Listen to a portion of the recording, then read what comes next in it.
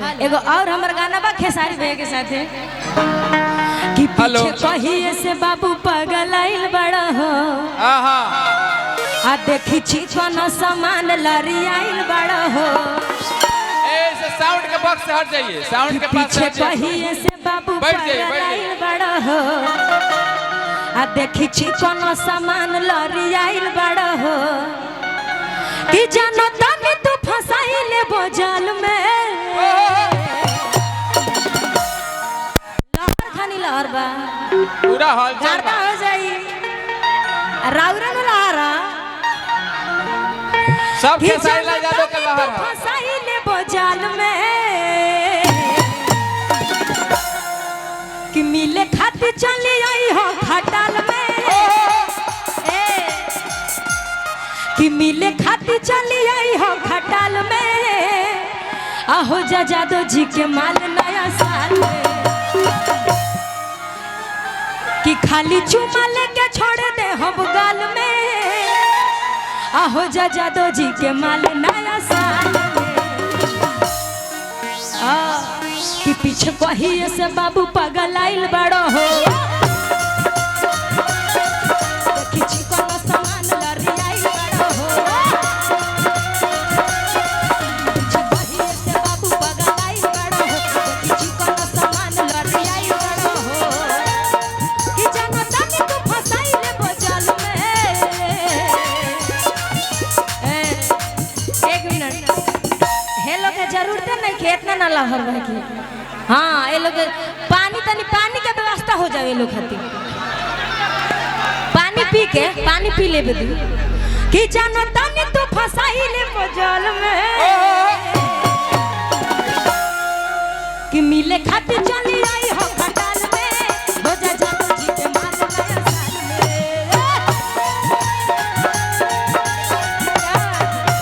खाली चुमा लेके छोड़ दे हो गाल में हो जा जादो जी के माल नया साल में।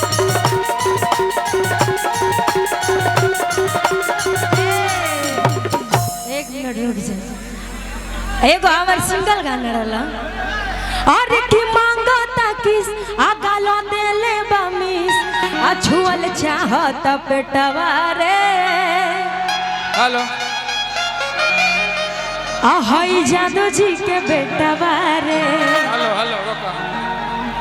वाह कहीं बाबा कुछ कहे हेलो ये आवाज हेलो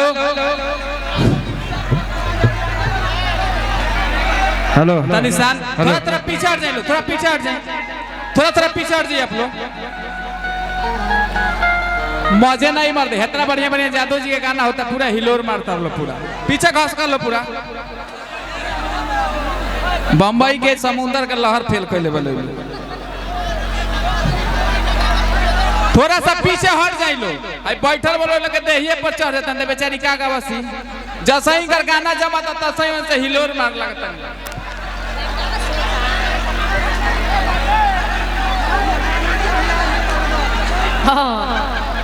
हेलो और की मांगो ताकिस आ गालो देले बमिस आ छुअल चाहत पेटवा रे आ हई जादो जी के बेटवा रे कि गड्डी देत बावे रे टवा रे आ हई जादो जी के बेटवा रे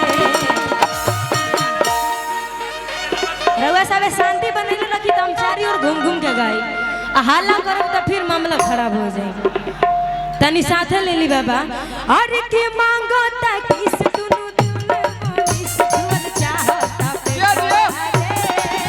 हई जादो जी के बेटवा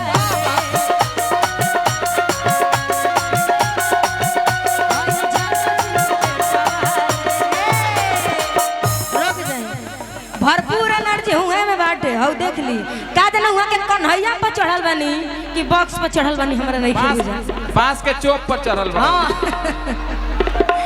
कि मांगो ता किस गाल देले बमिस छुअल चाहत पेटवा रे ए शांति बनैले रखी हम जानत नहीं कि वो सब के अच्छा लगत होई समझाता कि मांगो ता किस गाल देले बमिस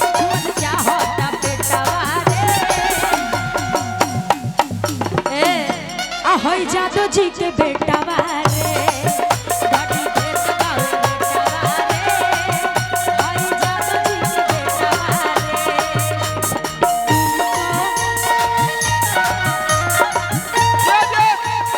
जियो तू तो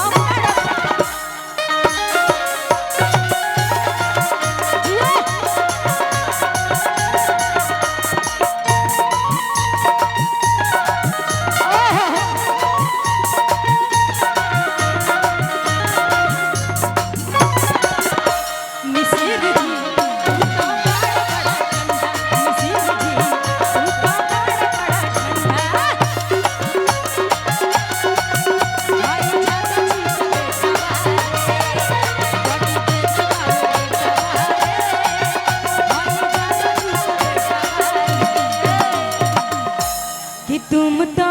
धोखेबाज हो वादा करके भूल जाते हो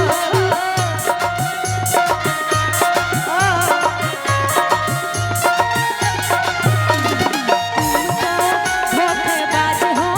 वादा करके भूल जाते हो। कोयल म्यूजिक के तरफ से देखिए आशीर्वाद मिलल हो, मालिक है यहाँ के जय हो। संजीव बाबू यहाँ के नाम है संजीव जी, यहाँ के कोयल म्यूजिक के मालिक बानी। कोयल म्यूजिक से भी हमार गाना आइल बाटे, अच्छा अच्छा गाना आइल बा। आ देखिए हम चिन्हत ना रहनी हरवा के शहरी, लेकिन कोयल म्यूजिक जानत रहनी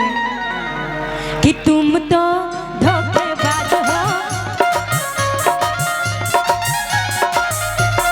तुम तो धोखेबाज हो वादा करके भूल जाते हो।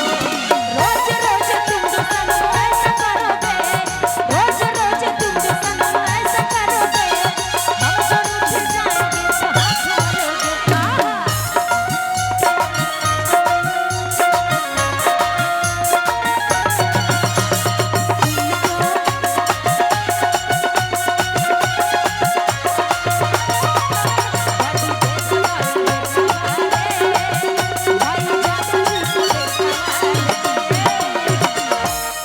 जादू जी के कम भई ढेर हो गई, तनी हो लोग के खड़ा कराई, तनी और गाई कुछ कुछ तनी दोसर मॉडल में। लो लेडीज देख के हरकत है। हाँ जी लेडीज देख के ना धड़की तो ए जीरो सब खड़ा हो जाई हने आ जाई। ये लो लेडीज देख के पानी हरकत तनी ले आ दिलो, प्यास लागल बा यहाँ सब के। मंच पे हाँ, पानी का में। व्यवस्था किया जाए। पानी पी के उठी लो, अभी लेडीज देख के उनको हल करता।